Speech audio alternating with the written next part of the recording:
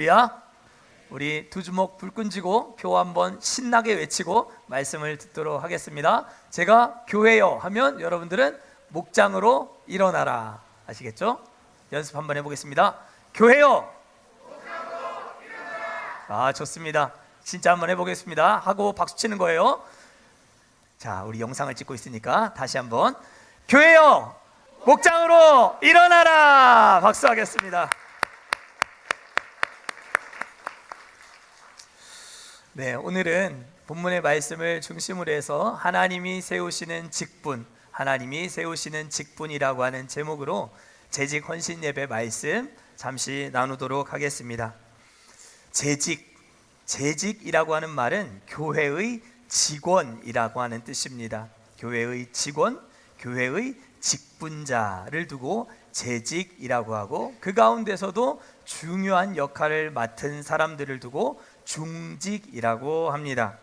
그래서 재직이나 중직이 된다는 것은 교회 안에서 진행되는 많은 사역과 일에 대해서 주인의식을 갖고 무엇이든지 함께 해보겠다라고 하는 부르심에 응답한 사람들이 재직이 되는 것입니다. 그래서 직분을 받는다는 것, 이것은 매우 영광스러운 일입니다. 일전에도 제가 설교하며 말씀을 잠시 드렸는데, 제가 이제 부임한 지 이제 만 1년이 이제 막 지났잖아요. 그렇다 보니까 이번에 특별히 임직을 받으시는 7분의 성도님들은 특별히 저에게 남다른 의미가 있는 7분이다 라는 생각을 하게 됩니다.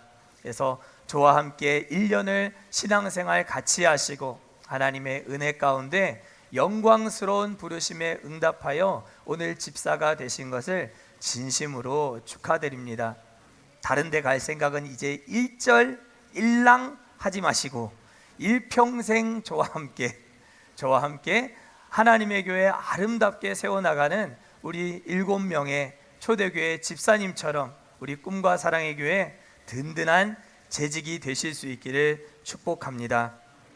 올해 5월에는 임시 사무처리회가 있을 예정이고, 장로, 안수집사, 권사 후보 대상자들을 선별하여 그 가운데 우리가 임시 또 사무처리회를 통해 임직 투표를 진행하여 연말에는 우리가 중직도 세우게 되는 복된 한 해가 될 것 같습니다. 생각만 해도 너무 가슴이 벅차는 일입니다. 우리 교회에 정말 충성스러운 하나님의 일꾼들이 잘 세워질 수 있도록 여러분들도 함께 기도 많이 해주시기를 꼭 부탁드립니다. 하나님은 사람이 없어서 혹은 돈이 없어서 일을 하지 못하시는 분이 아니십니다. 하나님은 이 세상 어디에서나 누구든지 들어 쓰실 수 있고, 돈이라는 수단 말고도 다양한 방법으로도 얼마든지 당신이 계획하신 바 목적하신 것을 다 이루실 수 있는 전능한 하나님이십니다. 그런데도 불구하고 하나님은 저같이 미천한 사람을, 또 여러분 같은 연약한 사람을 영광스러운 직분자의 자리로 불러주시고 세워주신 것은 여러분들에게 무거운 짐을 주려고 하는 것이 아니라, 하나님이 당신의 일을 진행해 나감에 있어서 여러분들에게 절호의 기회를 주시는 것이다 라고 하는 사실을 늘 잊지 않으시기를 축복합니다. 직분을 받는 것은 하나님이 주신 찬스입니다. 이 찬스를 확 움켜쥐고 하나님 주시는 복을 받을 수 있는 기회임을 여러분들이 기억하고, 하나님 부르시는 날까지 충성된 종이라 칭찬받는 이 일에 여러분들이 전심전력하실 수 있기를 바랍니다. 20세기 최고의 설교자라고 손꼽히는 마틴 로이드 존스라고 하는 목사님이 쓰신 목사와 설교, 설교와 설교자라고 번역된 이 책을 보면, 설교 사역은 인간이 할 수 있는 가장 영광스러운 일이다 라고 했습니다. 인간으로서 할 수 있는 가장 영광스러운 일, 그것은 설교 사역이다. 그래서 모든 이 땅의 설교자들에게 어깨 뽕을 확실하게 집어넣어 주시는 그런 목사님이 되셨는데, 저도 그 덕에 설교 사역을 감당하는 이 일이 참 보람되고 참 가치롭고 참 행복한 일이다라는 생각을 매 순간 하게 되는 것 같습니다. 여러분들도 부르심 받고 하나님의 일에 쓰임 받을 수 있음을 영광스럽게 생각하실 수 있는 그런 우리 모두가 될 수 있기를 바랍니다. 침례교 집사님 중에 엄청 유명한 집사님이 한 명 있습니다. 집사님의 성함은 지미 카터입니다. 미합 중국 대통령 고 지미 카터 2024년 12월에 소천을 하셨는데요. 그는 11살에 침례를 받았고 18살에 처음으로 학생들에게 성경을 가르치는 교사의 직분을 받았고 조지아주 마라나타 침례교회에서 50년 동안 교사의 직분을 집사로서 감당했던 하나님의 사람이었습니다. 그는 미합 중국 대통령으로 불리는 것도 영광스러운 일이라고 생각했지만 그에 못지않게 나는 침례교 집사다, 집사로 부름받은 사람이다 라고 하는 것을 대단히 자랑스럽게 여긴 사람이었습니다. 그래서 그는 대통령에서 퇴임하고 난 직후 첫 번째 주일에도 자신의 고향 땅인 조지아주 마라나타 침례교회에 출석하여 성경을 가르치는 일을 지속해 나갔다라고 하는 것을 우리는 볼 수가 있습니다. 금세기 최고의 침례교 집사 중에 한 사람이었다고 생각합니다. 직분은 이처럼 하나님이 주시는 영광스러운 부르심이며 사람이 주는 것이 아닙니다. 임명패는 제가 만들었고 주문 제작했지만 그것은 하나님이 여러분들에게 주신 것입니다. 오늘 신임 집사님들을 포함하여 우리 교회 모든 중직들 포함 모든 재직들은 이 하나님의 부르심과 세워주심을 기억하며 아래 로비 1층에 있는 집사의 서약, 재직의 서약의 내용을 오늘 다시 한번 읽고 아멘 하시고 집에 돌아가실 수 있기를 주의 이름으로 축원합니다. 우리는 지난 주일에 초대교회의 두 개의 큰 그룹에 대해서 생각해 보았습니다. 한 개의 그룹은 성전에 열심히 모였던 예배로서의 대그룹, 그리고 예배가 마친 이후에 집에서 떡을 떼며 기쁨과 순전한 마음으로 음식을 먹고 하나님을 찬미했던 소그룹으로서의 목장의 중요함을 생각해 보았습니다. 초대교회는 이 두 개의 큰 바퀴가 아귀가 잘 물려서 잘 나아가는 자전거와 같았습니다. 브랜드 빈폴에 자전거 타는 사람처럼 앞바퀴만 크고 뒷바퀴는 조그만한 그런 로고의 자전거가 아니라 초대교회는 앞바퀴와 뒷바퀴의 크기가 아주 적절한 크기로 맞물려서 나아가게 되는 그런 건강한 교회였다라고 하는 것을 우리가 생각해 보면서 그런 소그룹이 건강한 교회가 될 때에 온 유대 백성들이 이 교회를, 이 성도들을 크게 칭송하였으며 날마다 주께서 구원받는 사람을 더해 주셨다라고 하는 내용을 우리가 함께 생각해 보았습니다. 여러분들의 목장이 하나님의 은혜 가운데 영적인 소통과 기도로 문제를 해결해 나가는 복된 은혜의 자리가 되실 수 있기를 주의 이름으로 간절히 축원합니다. 그렇게 초대교회는 폭발적인 부흥과 성장을 거듭하게 되었습니다. 하루에 3,000명, 5,000명씩 예수 믿고 회개하여 침례를 받게 되는 일들이 벌어졌습니다. 그 결과 오늘 본문 1절을 보면 이렇게 기록이 되어 있습니다. 그때에 제자가 더 많아졌는데, 제자의 수가 급격하게 증가된 초대교회 예루살렘 교회는 갑작스러운 부흥, 빠른 속도로 성도의 숫자가 늘어나는 일에 있어서 약간의 부흥의 부작용이 생겨나게 되었음을 오늘 1절 하반절이 우리에게 소개하고 있습니다. 1절을 우리가 전체 다시 한번 읽어보겠습니다. 시작.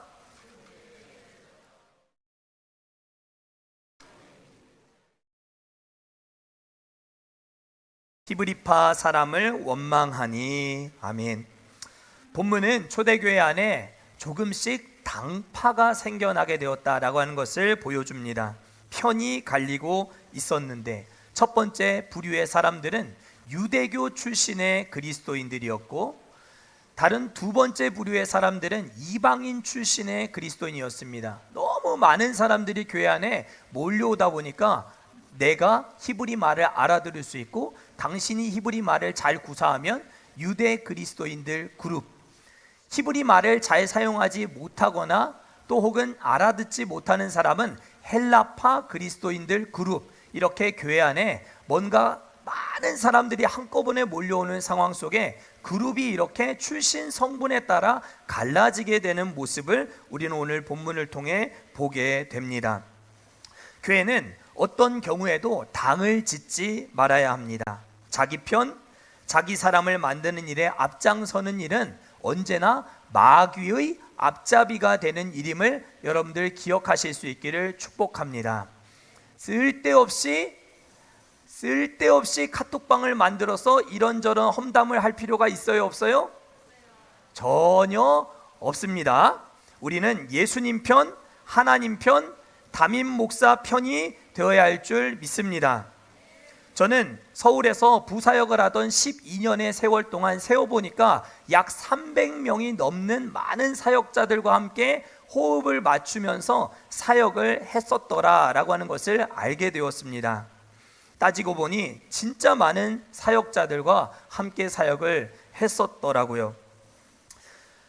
정말 다양한 은사와 달란트를 가진 다양한 부류의 다양한 스타일의 목회자들이 있었습니다. 그리고 저는 그들과 사역을 하는 종종 이런 생각을 하곤 했습니다. 담임 목사님 입장에서 최악의 부사역자는 어떤 사람일까? 제가 부사역을 하고 있는 중이었기 때문에 목사님 입장에서 생각해 봤을 때 내가 혹시 최악이 되면 어쩌나 하는 생각이 들기도 했고, 더불어 동시에 내가 담임 목사의 자리에 올라서게 되면 나와 함께 사역을 하게 될 부사역자 중에 어떤 사람이 가장 최악의 부사역자일까라는 생각을 사역을 하는 내내 종종 이렇게 해보게 되었던 것이죠. 그리고 이르게 된 생각의 종착점은 결국 자기 편, 자기 사람을 만드는 부사역자라는 결론에 이르게 되었습니다. 사역을 무리하게 밀어붙이는 담임 목회자에 대한 이런저런 불만이 부사역자들에겐 다 있거든요. 그런데 그런 어려운 내용들을 성도들과 은근히 이야기하면서 푸념을 늘어놓는 방식으로 자기 편, 자기 사람을 만드는 사역자가 없지 않았습니다. 하나님은 그런 사역자들을 절대로 오래 쓰시지 않았습니다.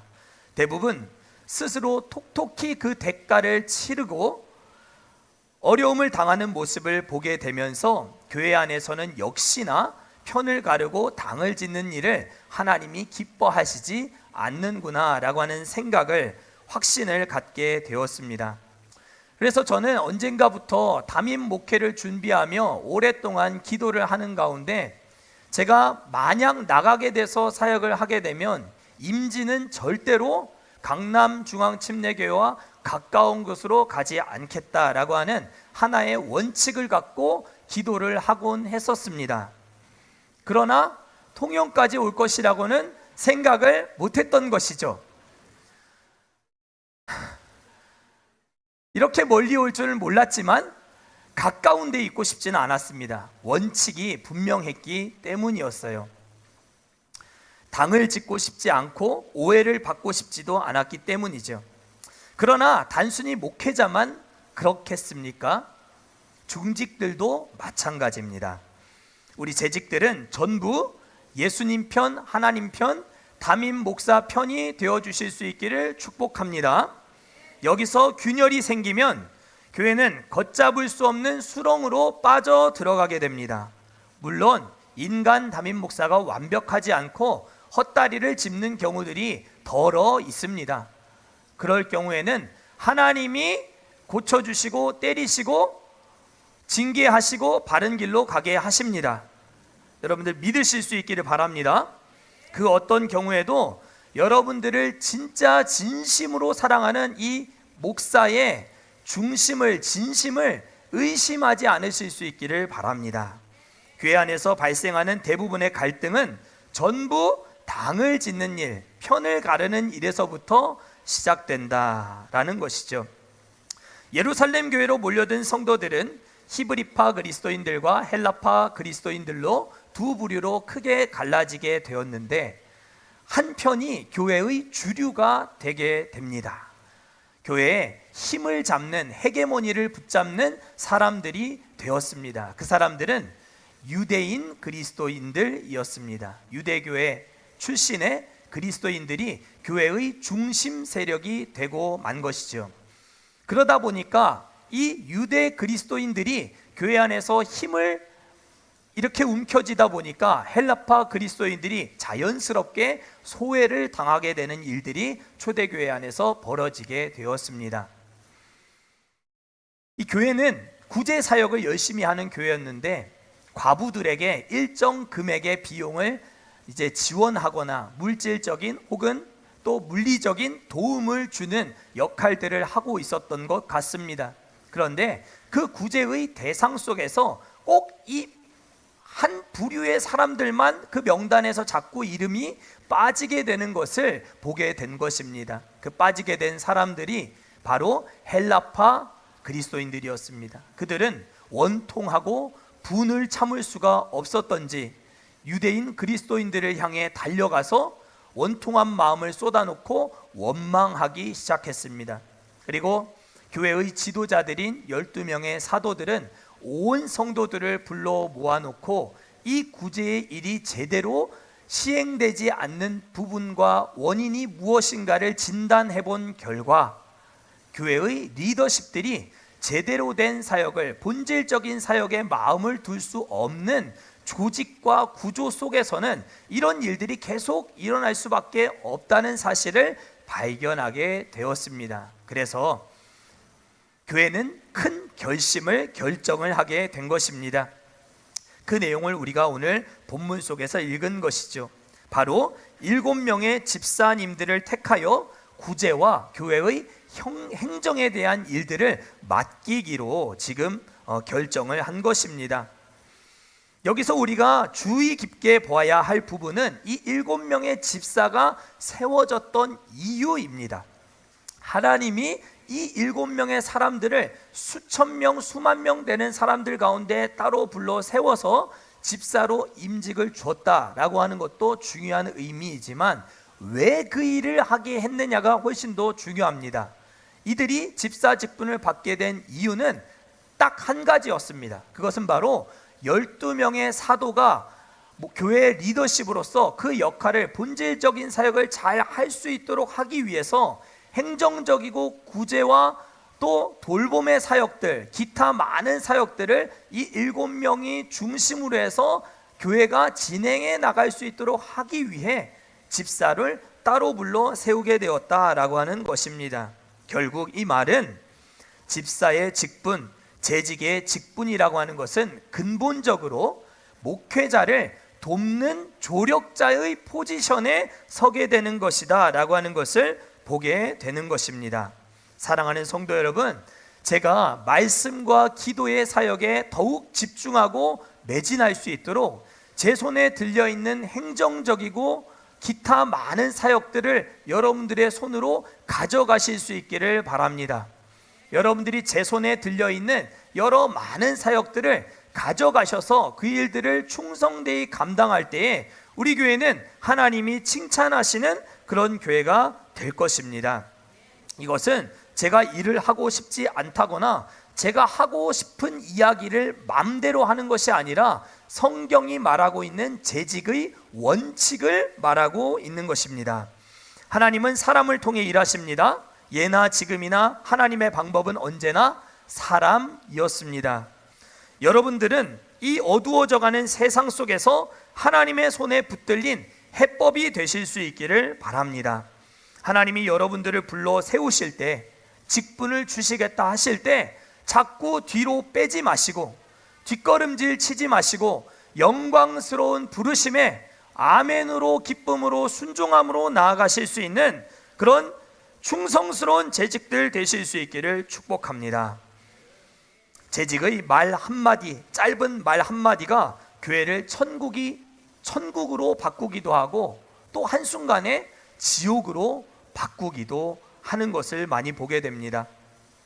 그런 의미에서 저는 우리 재직들이 꿈과 사랑의 교회로 재직이 되었음에도 예전에 출석했던 교회를 두고 우리 교회다 라고 부르거나 꿈과 사랑의 교회를 두고 꿈과 사랑의 교회라고 부르거나 이 교회라고 부르는 것은 여러분들이 반드시 고치셔야 한다고 확실하게 주장하는 바입니다. 고치실 수 있기를 바랍니다. 재직의 언어부터 달라져야 됩니다.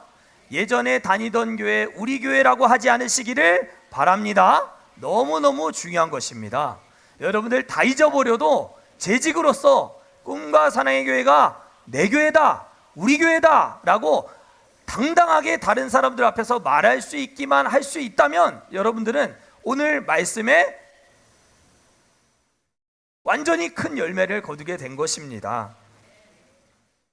이 교회라고도 절대 하지 않으시기를 바랍니다. 이 교회라고 말하는 것은 꿈과 사랑의 교회를 제3자의 교회라고 말하는 것입니다. 아시겠습니까? 재직들은 주인의식을 가져야 됩니다. 초대교회는 아무나 집사로 세우지 않았습니다. 3절 말씀 함께 읽겠습니다. 시작. 형제들아 너희 가운데서 성령과 지혜가 충만하여 칭찬받는 사람 7을 택하라. 우리가 이 일을 그들에게 맡기고. 아멘. 사랑하는 성도 여러분, 성령과 지혜가 충만하여 칭찬받는 사람, 이것은 한마디로 말하자면 기도하는 사람을 뽑으라는 것입니다. 영적으로 깨어있는, 성령으로 지혜로 충만하여 칭찬받는 영적으로 민감한 기도의 사람을 일꾼으로 세우는 것이 가장 보수적이고 가장 안정적인 일이다, 선택이다 라고 하는 것을 가르쳐 주는 것이죠. 저는 지난 한 주간 너무 행복한 시간을 보냈습니다.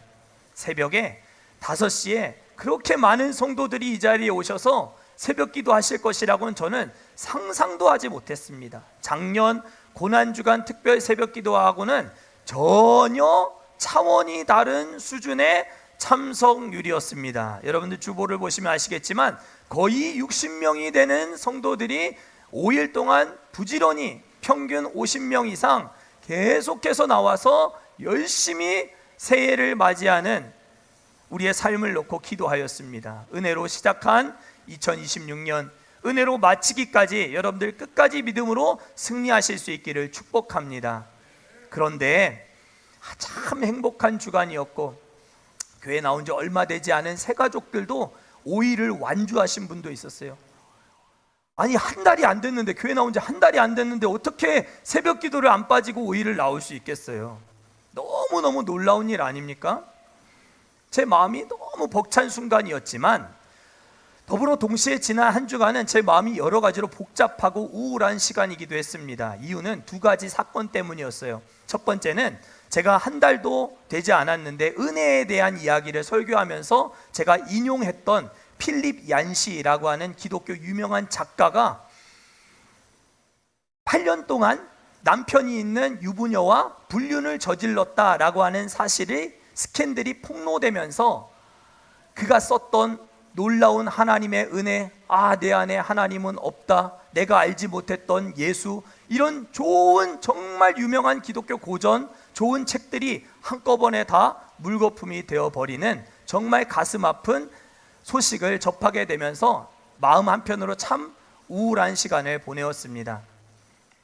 더불어 동시에 한국 최고의 강해 설교가라고 손꼽히는 남포교회 박영선 목사님도 말년에 은퇴하시고도 원로가 되시고도 교회 안에 여러 가지 입김을 불어넣는 과정 속에 교회를 혼란스럽게 하시는 모습을 보면서 참 많이 안타까운 마음에 우울한 한 주간을 보내었습니다. 이 2가지 사건을 제가 접하면서 들었던 결론은 역시 인간은 인간이다. 죄를 많이 발각된 죄인, 또 혹은 죄를 여전히 감추고 있는 죄인, 이 땅에 존재하는 사람은 두 부류로 나눠질 뿐이다 라는 생각을 하게 되면서, 역시나 교회의 일꾼은 세우는 일은 신중 또 심사숙고해야 하는 일임을 또 한번 생각해 보게 되었습니다. 말씀을 맺겠습니다. 오늘 설교의 핵심은 꿈과 사랑의 교회가 누구 교회다? 내 교회다. 다시 한번 저를 따라 하십시오. 꿈과 사랑의 교회는, 이렇게 박자가 안 맞아서야 저를 따라 하시라니까요. 꿈과 사랑의 교회는 내 교회다. 우리 교회다. 이걸 꼭 기억하시는 우리 재직들 되실 수 있기를 축복합니다. 성령과 지혜가 충만하여 칭찬받는 기도의 일꾼 되실 수 있기를 바랍니다. 찬송하고 기도하겠습니다.